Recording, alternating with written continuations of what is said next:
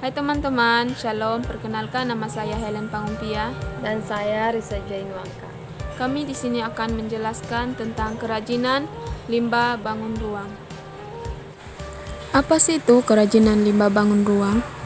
Jadi, kerajinan limbah bangun ruang adalah kerajinan yang dibuat dari suatu limbah, yaitu limbah yang mempunyai volume, tinggi, lebar, dan panjang atau berbentuk 3 dimensi. Selanjutnya adalah jenis limbah. Jenis limbah dibagi menjadi 3. Yang pertama adalah berdasarkan wujudnya, yang kedua berdasarkan sumbernya, yang ketiga berdasarkan senyawanya. Jadi, berdasarkan wujudnya dibagi menjadi 3 lagi, yaitu limbah gas, limbah padat, dan limbah cair. Kedua, berdasarkan sumbernya ada limbah pertanian, limbah industri, limbah pertambangan, dan limbah domestik. Yang ketiga adalah berdasarkan senyawanya. Berdasarkan senyawanya ada organik dan non-organik. Selanjutnya adalah perencanaan usaha kerajinan dari bahan limbah bangun ruang. Jadi dalam perencanaan usaha kerajinan, kita harus mempunyai satu ide dan peluang usaha. Jadi dalam ide dan peluang usaha ada beberapa faktor. Yang pertama, faktor keuntungan, yang kedua faktor penguasaan teknik, yang ketiga faktor pemasaran, yang keempat faktor bahan baku, yang kelima faktor tenaga kerja, yang keenam faktor modal, yang ketujuh faktor resiko, yang kedelapan faktor persaingan, yang kesembilan faktor fasilitas dan kemudahan, yang kesepuluh faktor manajemen. Yang kedua adalah sumber daya yang dibutuhkan dalam usaha. Jadi dalam sumber daya yang kita butuhkan ada 6. Yang pertama manusia, yang kedua keuangan, yang ketiga fisik, yang keempat teknologi, yang kelima metode, yang keenam adalah pasar. Yang ketiga adalah perencanaan administrasi usaha. Jadi kita harus punya 6 rencana. Yang pertama mengurus izin usaha, yang kedua penetapan besarnya retribusi, yang ketiga adalah surat izin usaha perdagangan, yang keempat pengurusan pajak, yang kelima membuka rekening bank, yang keenam adalah tanda daftar perusahaan, yang ketujuh analisis mengenai dampak lingkungan, yang keempat adalah perencanaan pemasaran usaha. Jadi dalam perencanaan pemasaran usaha ini ada 3 saran dan 6 kegiatan. 3 saran ini ada pembentukan merek, yang kedua layanan kepada konsumen yang berupa komunikasi dan pemberian informasi, yang ketiga adalah menciptakan kesetiaan pelanggan. Selanjutnya adalah 6 kegiatan.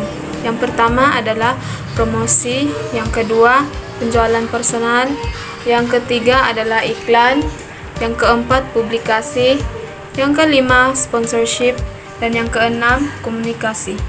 Selanjutnya sistem produksi usaha. Yang pertama aneka produksi usaha. Ada kerajinan dari limbah bunga kering, kerajinan dari limbah tempurung, kerajinan dari limbah kayu, kerajinan dari akar bambu, dan kerajinan dari tulang ikan. Yang kedua, manfaat kerajinan dari limbah. Manfaat produk kerajinan sebagai benda pakai.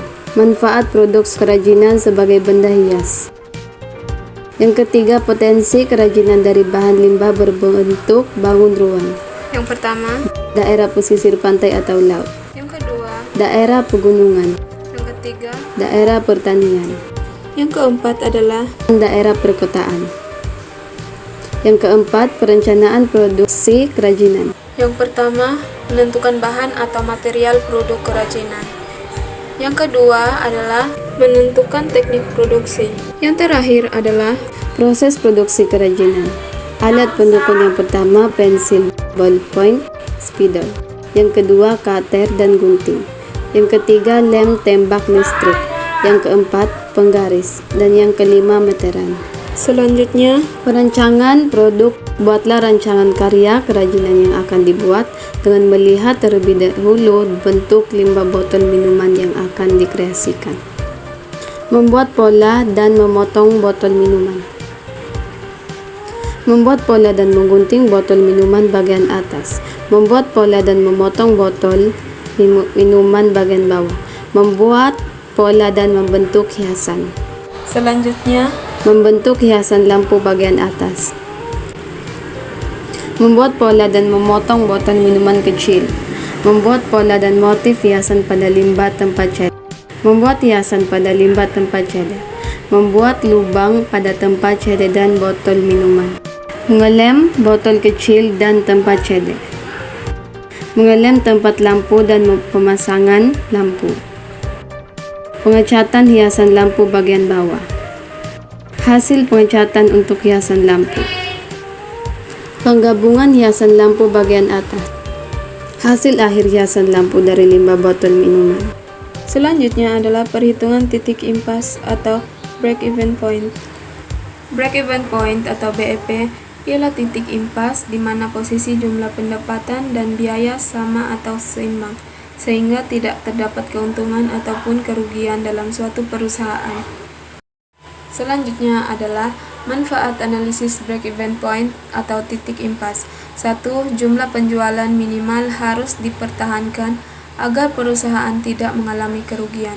Yang kedua, jumlah penjualan yang harus dicapai untuk memperoleh keuntungan tertentu. Selanjutnya, ada beberapa istilah yang perlu diketahui dalam analisis BEP, yaitu pertama, biaya tetap. Biaya tetap termasuk biaya yang sama terlepas dari berapa banyak jumlah barang yang kita jual. Yang kedua, biaya variabel. Biaya variabel meliputi biaya yang timbul terus-menerus yang diserap dengan setiap unit yang kita jual. Selanjutnya adalah rumus menghitung BEP. BEP sama dengan FC atau biaya tetap per price atau harga kurang VC atau biaya variabel. Sekian dari kami, terima kasih.